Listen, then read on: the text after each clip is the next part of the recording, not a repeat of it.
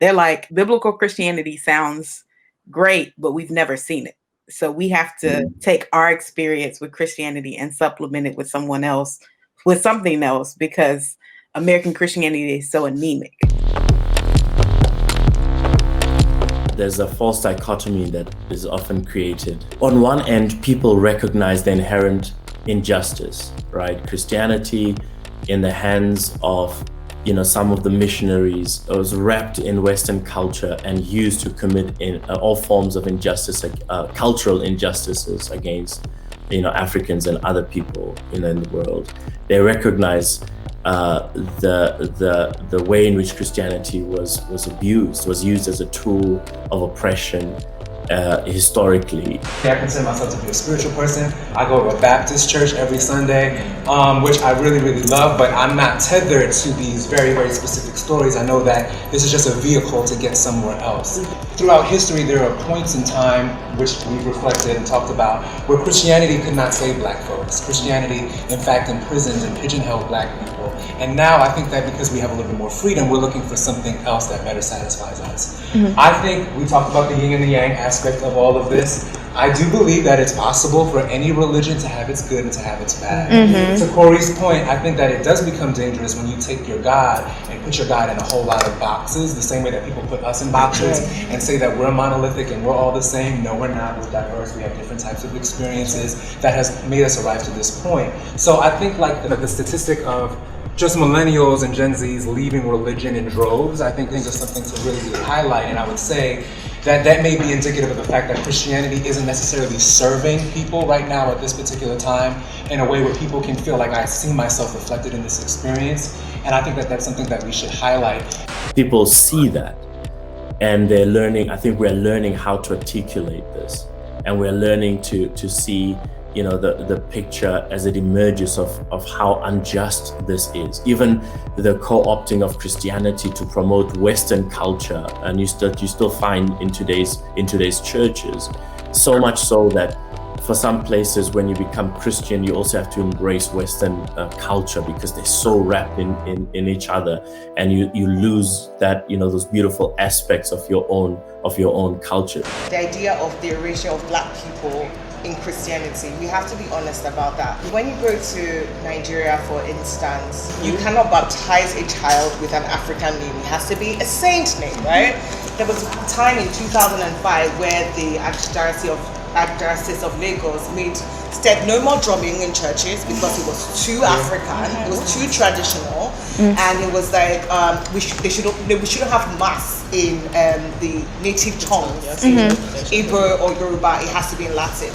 And I remember going to church and you're hearing these men with this heavy accents speaking Latin. Half of the church is in shock because what is going on? The other half is asleep. This is like the comedy of errors because this makes no sense. So you don't understand what he's saying, but because he probably don't understand either. Pronouncing the word, I'm like, Latin? Dead language? Are you serious right now? So yes, I know Christianity is black, but we should remember it has been a political tool, and it's still being used right now to keep people from protesting or even speaking about your identity as an African is revolutionary.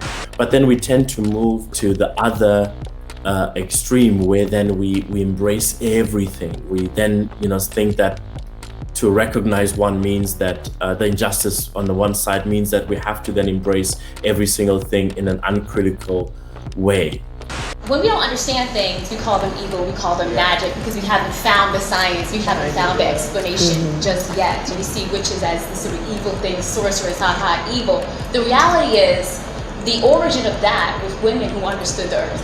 They understood roots. They understood what the food could do to your body, to your energy, and to other things as well. And in the spread of Christianity, one of the things that happened was all of this was suppressed, and you would die. And in that, we lost a lot of the science we're still trying to reclaim today. And that's one of the things that, when we look at things as black magic, dark magic, some of this is stuff that actually is knowledge that we will probably be discovering for centuries to come, because we so vilified it and suppressed it and killed the people who worshipped it for millennia. And so what people, I think, started to do was realize that, well, if this kind of Christianity doesn't answer these questions, it means that there's something that I've left behind that needs to be brought into this environment so that it can form a comprehensive experience. And so what ended up happening is people tend to pick and choose what they can from Christianity, from African traditional religions. And then where there are tensions, there's some form of reconciliation.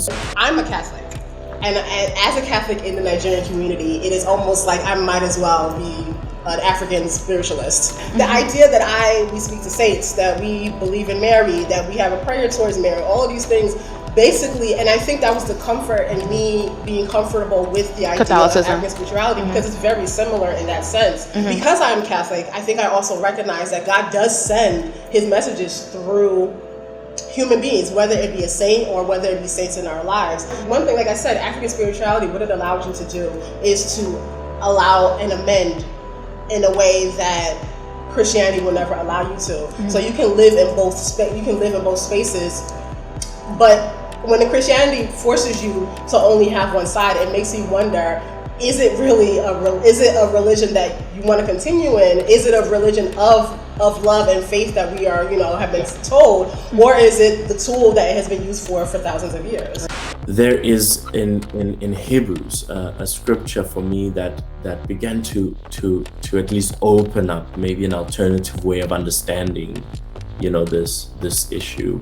In Hebrews 1 verse 1, long ago at many times and in many ways, God spoke to our fathers by the prophets. But in these last days, he has spoken to us by his Son.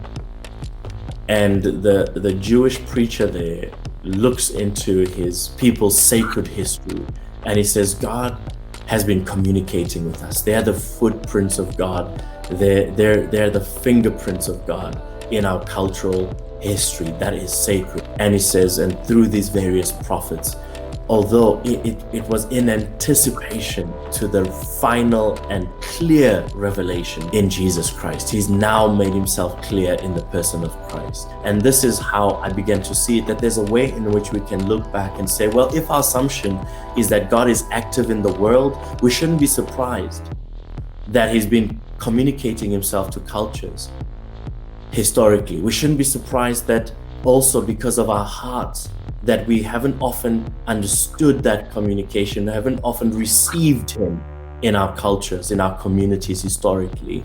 But we shouldn't be surprised to find that the fingerprints, the footsteps of God in cultural history, but then that we don't absolutize it in a way that makes it canon, because the fact is that we've struggled in understanding God. That staggered communication was in anticipation to the clear and final revelation in Jesus Christ, that we don't have to look back anymore, but we can look at the person of Jesus Christ as a final and clear revelation of Jesus, of God to us as a people, no matter which culture you come from.